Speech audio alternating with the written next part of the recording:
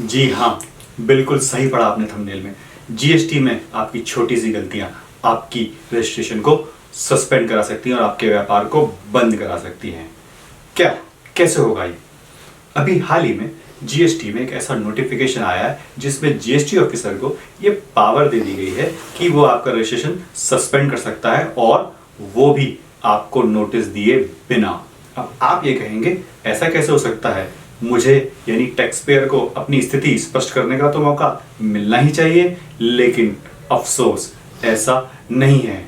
नमस्कार, मैं हूं सीए मोहन कुकरेजा और आइए जानते हैं कौन सी हैं वो गलतियां जिनकी वजह से आपका जीएसटी रजिस्ट्रेशन खतरे में पड़ सकता है। सबसे पहली गलती है यदि आप धारा 16 का उल्लंघन करके आईटीसी लेते हैं। अब आप कहेंगे ये धारा 16 क्या है? सिंपल भाषा में समझते हैं।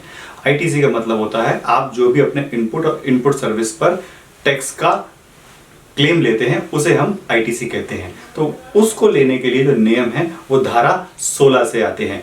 उदाहरण के लिए समझते हैं कि यदि आपके पास, आपने किसी से माल खरीदा, यदि आपके पास बिल तो आ गया लेकिन माल नहीं आया है, तो आप उसकी आईटीसी तब तक नहीं ले सकते जब तक कि माल आपको रिसीव नहीं हो जाता।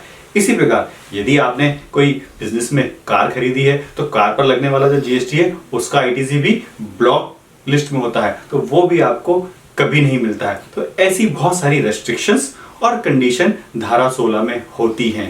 पहले अगर आप धारा 16 का उल्लंघन करते थे तो आपको केवल आईटीसी रिवर्स करनी होती थी और शायद आपके ऊपर इंटरेस्ट की भी एप्लीकेबिलिटी हो सकती थी। लेकिन अब अगर आपने धारा 16 का उल्लंघन किया, यानी सिंपल भाषा में गलत आईटीसी ले लिया, तो आपका रजिस्ट्रेशन सस्पेंड भी हो सकता है। तो जरा ध्यान दीजिए।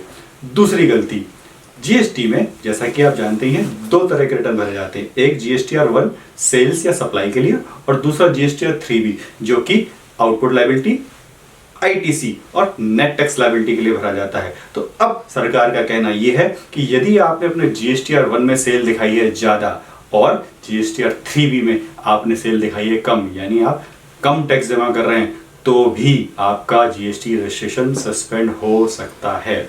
अब आते हैं तीसरी गलती की ओर।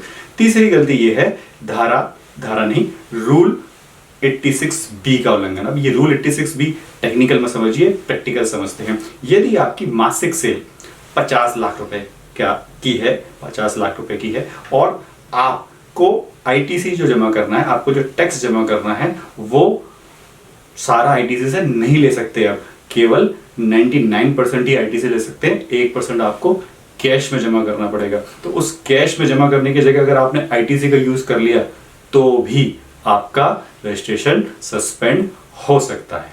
अब ये तो थी गलतियां, लेकिन अब हम बात करेंगे ऐसी कौन सी सावधानी है जिनको हमें ध्यान रखना है। तो सबसे पहली सावधानी ये है कि अब व्यापारी को अपना जीएसटी का रिटर्न भरते समय और भी ज्यादा सतर्क होना पड़ेगा।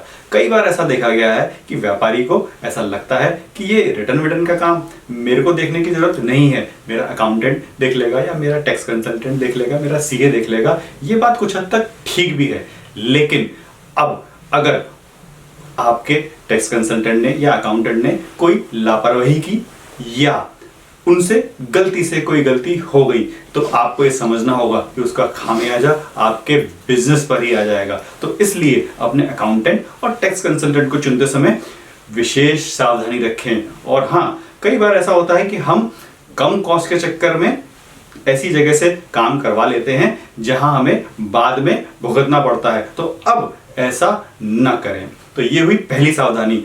दूसरी सावधानी ये है कि आईटीसी लेते समय विशेष रूप से अब आप सतर्क हो जाइए। सतर्क होने का मतलब क्या है?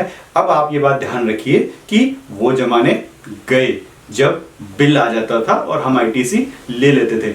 अब मंथली बेसिस पर आपको 2A और 2B के साथ रिकंसिलेशन करना चाहिए और उसके बाद ही अपना रिटर्न भरना चाहिए, नहीं तो लेने के देने पड़ सकते हैं। तो आज हमने सीखा कि कौन सी ऐसी गलतियां हैं जो हमारे व्यापार को, हमारे जीएसटी रजिस्ट्रेशन को खतरे में डाल सकती हैं, और कौन सी ऐसी सावधानियां हैं जो अगर हम करेंगे तो शायद हमारा रजिस्ट्रेशन खतरे में नहीं आएगा। इसलिए जैसा कि मैं हर बार कहता हूं कि सीखते रहिए, देखते रहिए और बनिए अपने पैसे और टैक्स के स्वामी।